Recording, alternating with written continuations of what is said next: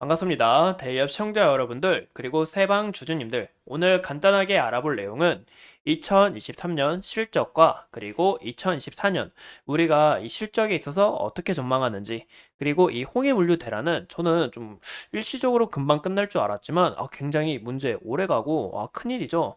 이로 인해서 이 겪게 될 문제점, 그리고 세방 같은 경우는 과거에 이 SG 증권발 사태로 엮여서 이 주가 조작에 대한 이 하한가를 맞았는데 앞으로 이 흐름이 괜찮을지 오늘 한번 이 세 가지를 내용을 중점으로 알아보도록 하겠습니다. 현재 이 세방은 이 항만 사업과 이 화물 자동차 운송 사업을 영위하고 있고 이 설립일이 약 50년이 다 돼가고 있기 때문에 이런 부분에 있어서 이 업계의 선두주자다라고 볼 수 있습니다. 이번 우리가 4분기 실적을 봤을 때 보시는 것처럼 이 매출액과 그리고 영업이익이 그리고 당기순이익이 다시 큰 폭으로 감소한 부분을 우리가 확인해 볼 수 있는데요.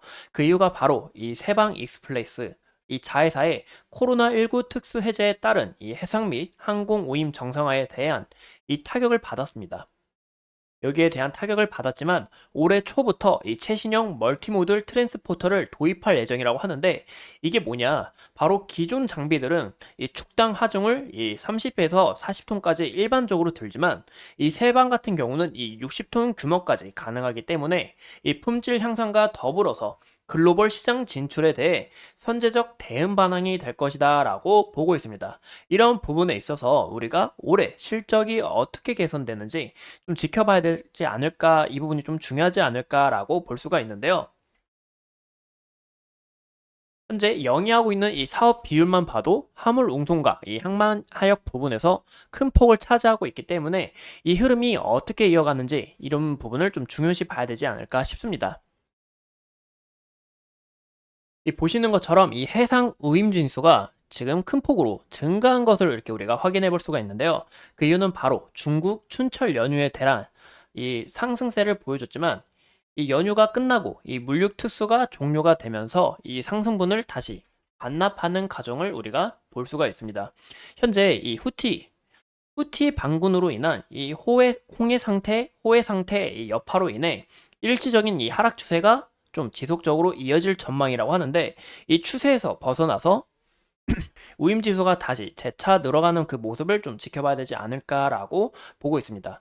이 유럽과 이 지중해 노선은 이 운송 비용이 굉장히 비싸다고 하더라고요. 현재 72%라는 가격이 급등하면서 2019년 이후 이 최대 상승률을 좀 장기화될 전망으로 보이고 있다라고 나타내고 있습니다.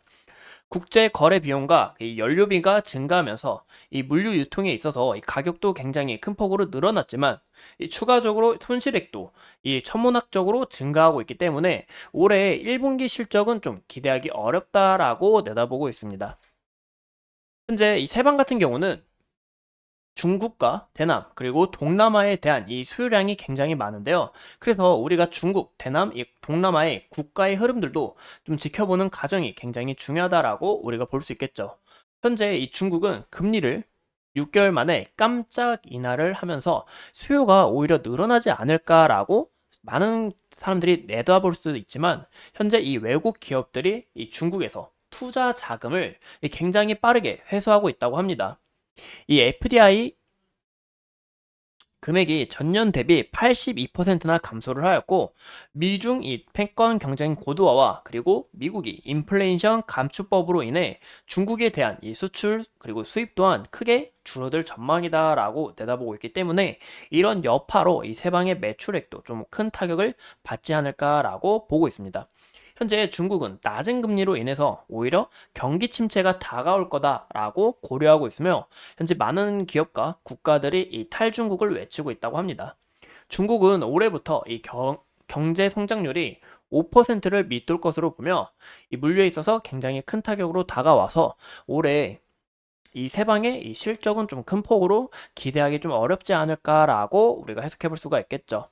또 최근 우리가 제일 걱정되는 부분은 이 SG 증권발 사태가 다시 재주목이 되면서 이 과거의 하한가 굉장히 두렵죠. 이 투자하시고 계셨더라면 굉장히 속상하고 마음이 아프실 텐데 이런 부분에 있어서 우리가 이 세방이라는 종목을 좀 투자하기가 굉장히 좀 꺼끄럽습니다. 그쵸? 하지만 현재 보시면 실적이 점점 개선이 되고 이 영업이익이 다시 늘어나는 것으로 우리가 볼 수 있는데요. 이런 부분에 있어서 현재 이 기업의 성장성을 좀 크게 눈여겨볼 수 있을 것 같고, 현재 유보율이 지속적으로 늘어나고 부채가 감소하고 있기 때문에 이 기업으로서는 재무적으로 안정적이고 현재 가치 있는 기업이다라고 우리가 볼 수 있습니다.